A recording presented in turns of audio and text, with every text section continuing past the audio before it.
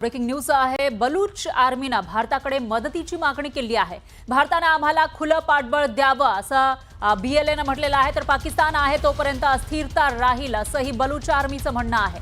भारताने पाकिस्तानवर विश्वास ठेवू नये असंही बलूच आर्मी म्हणतेय। बलूच आर्मीनं पत्राच्या माध्यमातून हे आवाहन केलेलं आहे।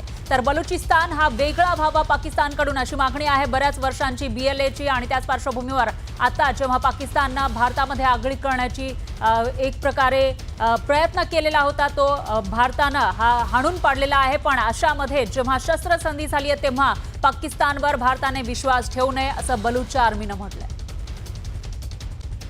दहशतवादी आणि दहशतवाद्यांना पोसणाऱ्या पाकिस्तानला भारतानं सर्वात मोठा इशारा दिलाय। आता कुठलाही दहशतवादी हल्ला भारताविरुद्ध युद्ध मानला जाईल आणि त्याला तसंच प्रत्युत्तर दिलं जाईल अशी रोखठोक भूमिका भारत सरकारनं घेतली आहे। ही भूमिका आंतरराष्ट्रीय स्तरावर सुद्धा मजबूत संदेश देणारी आहे। बघूया त्यावरचा हा स्पेशल रिपोर्ट।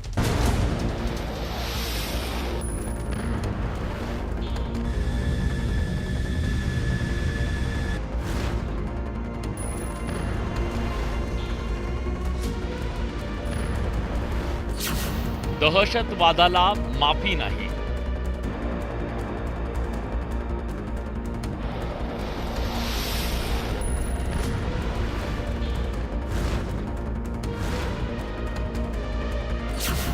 भारताचा ऐतिहासिक निर्णय।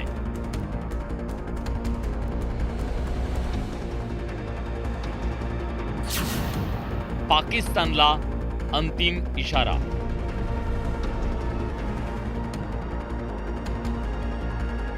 यापुढे भारतात कुठलाही दहशतवादी हल्ला झाला तर त्याला भारताविरोधातलं युद्ध मानलं जाईल। भारत पाकिस्तान तणावाच्या दरम्यान सरकारनं हा मोठा निर्णय घेतलाय। अचानक सरकारनं हा निर्णय घेतलेला नाही। पाकिस्तान भारताकडून रोज मार खातोय। लष्करी कारवाईत आपला टिकाव लागत नाही तेव्हा पुन्हा एकदा पाकिस्तान दहशतवादाचा आधार घेऊ शकतो। मुल्ला मुनीर खुर्ची वाचवण्यासाठी दहशतवाद्यांची मदत घेऊ शकतो। दहशतवाद्यांचा जनाजा उचलणारे लष्करी अधिकारी हे फक्त लष्करी वेशातले दहशतवादी आहेत। त्यामुळे दहशतवादा आड लपणाऱ्या पाकड्यांना हा थेट इशारा आहे। गेली 3 दशकं पाकिस्तान भारतासोबत प्रॉक्सी वॉर करतंय। लढाईच्या मैदानात मार खाल्ल्यानंतर पाकिस्ताननं दहशतवादाचा मार्ग निवडला। 12 मार्च 1993 मुंबई बॉम्बस्फोट, 11 जुलै 2006 मुंबई लोकल बॉम्बस्फोट, 26 नोव्हेंबर 2008 मुंबई हल्ला आणि 22 एप्रिल 2025 पहलगाम हल्ला। दहशतवादी हल्ल्यांची ही यादी प्रचंड मोठी आहे। दहशतवादानं देश होरपळून निघाला। हजारो मृत्यू झाले, कोट्यवधींचं नुकसान झालं। आपण सगळं सहन केलं। त्या हल्ल्यामागे पाकिस्तान असल्याचे पुरावे असून सुद्धा आपण काही करू शकलो नव्हतो। पण आता दहशतवाद सहन करणार नाही असा निर्धार सरकारनं केलाय। यापुढे कुठलाही दहशतवादी हल्ला म्हणजे ऍक्ट ऑफ वॉर मानला जाईल असा निर्णय सरकारनं घेतलाय।